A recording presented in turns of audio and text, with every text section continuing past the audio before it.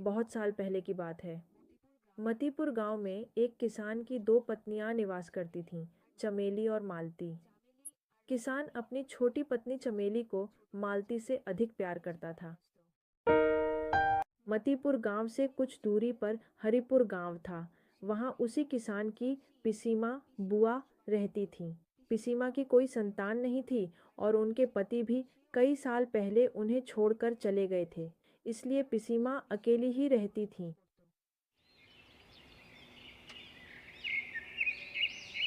अच्छा मालती, यहाँ बैठी मत रहो। उन बर्तनों को मांजना, घर पोंछना, खाना बनाना, ये सब तो कर ही सकती हो। आज मुझे बहुत काम है, जल्दी खाकर निकलना है। सुनो, आज महाजन के घर धान पहुंचाना है।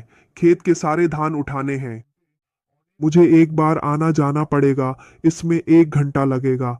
इसीलिए कह रहा हूँ, सारे काम छोड़कर आज जल्दी से खाना चढ़ा दो। अगर आज ही सारा धान उठा सकूं तो 100 रुपये मिलेंगे, और अगर नहीं उठा सका तो 50 रुपये। मेरे दिमाग में एक आइडिया आया है। तुम एक बार जाओगे, एक बार आओगे। उससे अच्छा है कि एक बैलगाड़ी किराए पर ले लो। उसमें सिर्फ 5 रुपये लगेंगे। इससे सारा धान एक ही बार में महाजन के घर पहुंचा सकोगे। और अगर तुम्हें 100 रुपये मिल जाए तो 95 रुपये तुम्हारा फायदा होगा। नहीं मालती, मुझे अब और सलाह देने की जरूरत नहीं है। मैं अपने काम खुद ही ठीक से कर लूंगा। तुम बैठी मत रहो, घर के कामकाज निपटा लो। इससे चामेल के भी थोड़ी मदद हो जाएगी। जाओ, जल्दी से घर के काम पूरे करके मुझे कुछ खाने को दो, देखूं तो। तुम मेरी सलाह लोगे नहीं, ये मैं बहुत अच्छी तरह जानती हूँ। क्योंकि मेरे पास तो रूप नहीं है, इसलिए मेरी समझदारी की भी कोई कीमत नहीं है। खैर, अब मैं घर के पौधों की देखभाल करके जल्दी से खाना बना देती हूँ।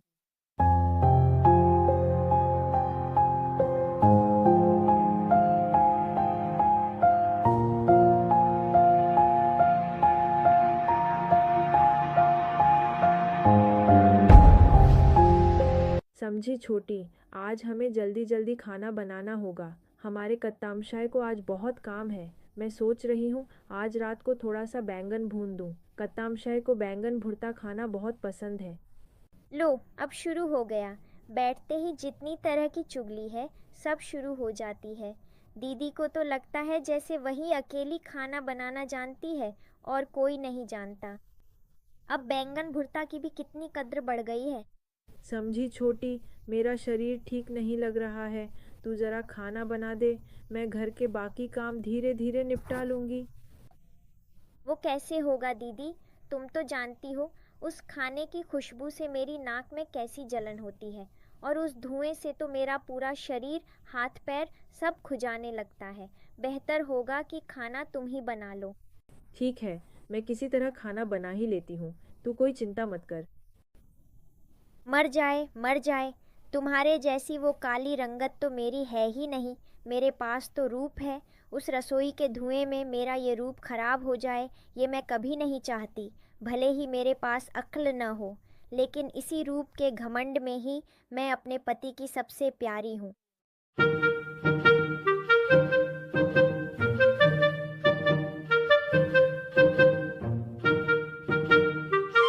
खाना तो वाकई बहुत अच्छा बना है। रात को मेरे लिए थोड़ा सा बैंगन भरता बना देना। मैं थोड़ा बैंगन भरता के साथ चावल खाऊंगा। मैं ये खाना बनाते बनाते चामेली से कह रही थी कि तुम्हें बैंगन भरता खाना बहुत पसंद है। रात को बैंगन भरता ही बना दूंगी। अगर सिर्फ खाना बनाकर ही पति का दिल जीता जा सकता तो मैं कब का खाना बनाना सीख लेती। तुम चाहे जितनी भी कोशिश कर लो दीदी, पति का दिल तुम कभी नहीं जीत पाओगी। खैर, तुम दोनों बहुओं को एक बहुत जरूरी बात बतानी है। अभी अभी पिसी माँ का एक खत मिला है। उसमें लिखा है, पिसी माँ बहुत जल्दी हमारे घर आने वाली हैं। पिसी माँ का तो कोई संतान भी नहीं है और पिसी माशाई भी उन्हें छोड़कर चले गए हैं। इसलिए पिसी माँ यहीं रहेंगी। और सुना है कि तुम दोनों बहुओं के बीच पिसी माँ कोई परीक्षा लेंगी। वह कौन सी परीक्षा लेंगी ये मुझे नहीं पता, लेकिन उसी के अनुसार वह अपनी संपत्ति को बांट देंगी। लेकिन पिसी माँ की इतनी संपत्ति है, वह हमें न देकर किसी आश्रम में भी दान कर सकती है। कितने अनाथ बच्चे हैं। हमारे तो फिर भी 2 वक्त की रोटी चल ही जाती है। तुम तो जानती हो इस वंश में बेटा सिर्फ मैं ही हूँ। शायद इसी सोच के कारण पिसी माँ ने ये सब फैसले लिए हैं। पिसी माँ की संपत्ति 2 हिस्सों में बंटेगी, लेकिन जैसे भी हो मुझे पिसी माँ की सारी संपत्ति अपने पास ही रखनी होगी। परीक्षा दे, पास तो मुझे हर हाल में होना ही है।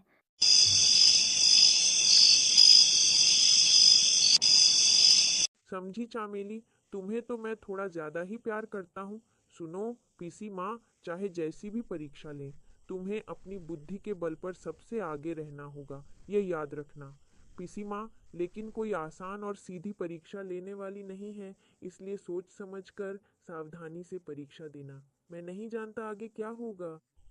क्या वह परीक्षा लेंगी, लेकिन इतनी सारी संपत्ति, क्या वह इतनी आसानी से कोई साधारण परीक्षा लेकर दे देंगी, इस पर तो मुझे यकीन नहीं होता। तुम बिल्कुल चिंता मत करो। पिसी माँ चाहे जैसी भी परीक्षा लें, पहले स्थान पर तो मैं ही आऊँगा। पिसी माँ की प्रिय हो तुम और तुम्हारे प्रिय हूँ मैं, इसलिए यह संपत्ति मेरे ही हाथ में आएगी। इसकी कोई चिंता मत करो। लेकिन जानते हो, चामेनी में भले ही बड़ी बहू जैसी सुंदरता न हो, लेकिन उसमें बुद्धि है, यह बात नकारा नहीं जा सकता। शायद मैं मानता नहीं हूँ, लेकिन बड़ी बहू में सचमुच बुद्धि है। इसलिए बहुत सावधानी से, समझदारी से काम करना। क्या तुम सोचती हो कि मेरे पास बुद्धि नहीं है?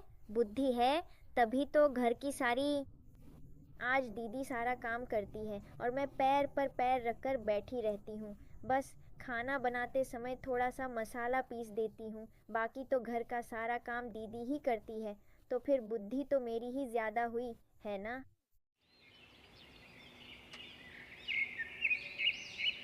नरेन को मैंने चिट्ठी में सारी बातें बता दी हैं। नरेन खेतीबाड़ी में व्यस्त रहता है और खेती करके जो भी मिलता है उससे तुम लोगों का 2 वक्त का खाना अच्छे से चल जाता है, यह मैं भी जानती हूँ।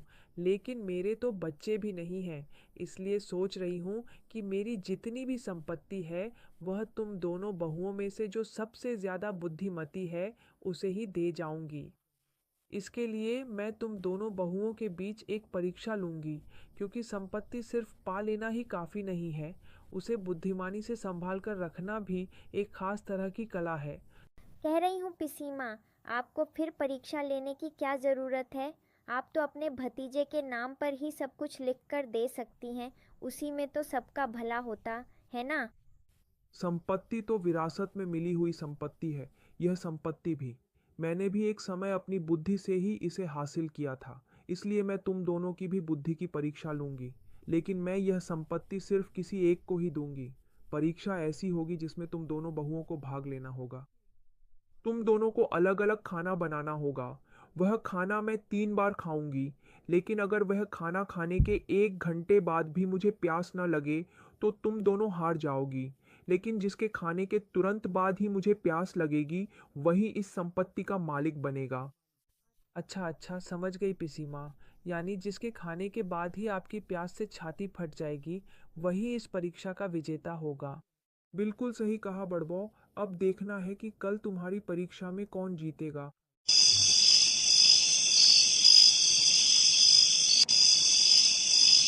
समझा नरेन, मेरी ऑनटोबिज या संपत्ति, बड़ा घर, सब कुछ बेचकर जो भी पैसे मिले हैं वो सब मैं तुम ही लोगों को ही दूंगी। लेकिन हाँ, तुम्हारे दोनों बहुओं में जो सबसे ज्यादा समझदार होगी मैं उसी के हाथ में संपत्ति दूंगी। मैं नहीं चाहती कि इस संपत्ति का कोई गलत इस्तेमाल हो। ठीक है पिसी माँ, तुम्हें जो सही लगे वही करना। लेकिन मुझे लगता है कि मेरी छोटी बहू चामेली ज्यादा समझदार है। वह अपनी बुद्धि के बल पर घर के सारे काम बड़ी बहू से ही करवाती है, लेकिन खुद कड़ाही में। देख नरेन, मेरी उम्र हो गई है, इसलिए मैं अपने अनुभव से कह सकती हूँ कि छोटी बहू सिर्फ अपनी बुद्धि के बल पर बड़ी बहू से सारे काम करवाती है, ऐसा नहीं है। बल्कि बड़ी बहू घर को प्यार करती है, इसलिए वह घर के सारे काम अकेले ही कर लेती है, जिससे छोटी बहू को थोड़ा आराम मिल जाता है। मैं इतना सब नहीं जानता पिसी माँ, लेकिन हाँ, कल तुम परीक्षा ले लेना, फिर देखेंगे कौन जीतता है।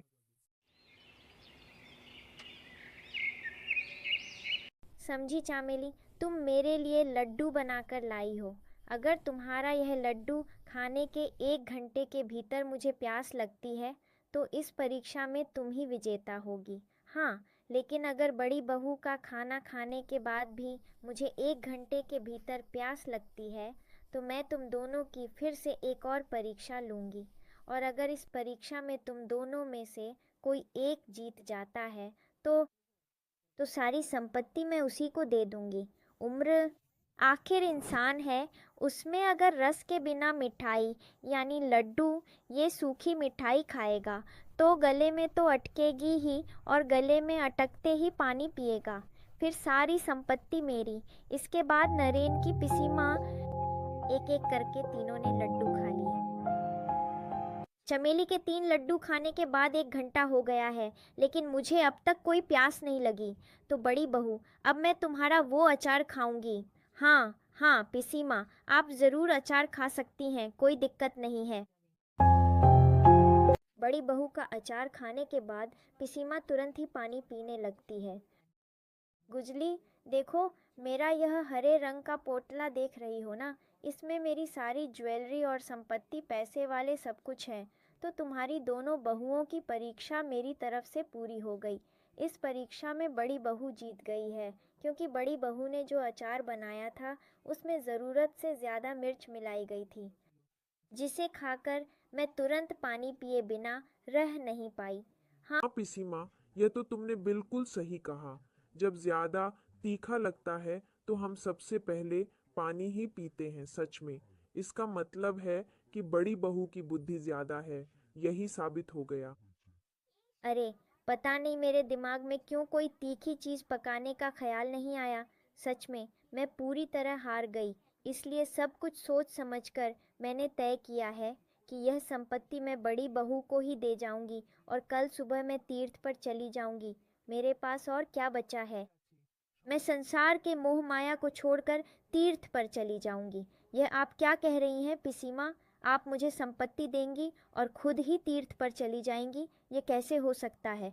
फिर मैं इस संपत्ति को कैसे संभालूंगी? ठीक है, मैं तीर्थ पर नहीं जाऊंगी, बस एक ही शर्त पर, अगर आप माने।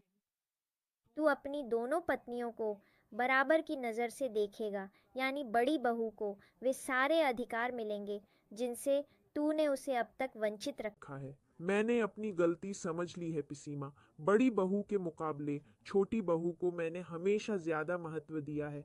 बड़ी बहू की बुद्धि का भी मैंने कभी सम्मान नहीं किया। मुझसे गलती हो गई थी। तो फिर क्या, आज से हम सब मिलजुल कर एक साथ सुख शांति से घर परिवार चलाएंगे। इसके बाद से किसान अपनी दोनों पत्नियों और पिसीमा के साथ सुख शांति से रहने लगा।